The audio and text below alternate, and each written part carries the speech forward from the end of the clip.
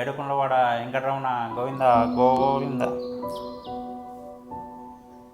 తిరుపతిలో తొక్కిసలాటల్లో 6 మంది చనిపోయారు, కొంతమంది గాయాలైనవి.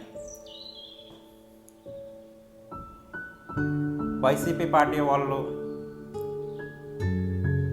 శవ రాజకీయాలు మొదలెట్టేశారు.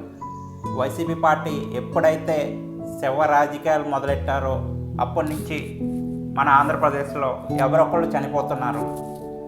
దయచేసి వైసీపీ పార్టీని మీరు శవ రాజకీయాలు చేయొద్దు, మీరు శవ రాజకీయాలు చేయొద్దు. దయచేసి మీరు నిందించడానికి, బ్లేమ్ చేయడానికి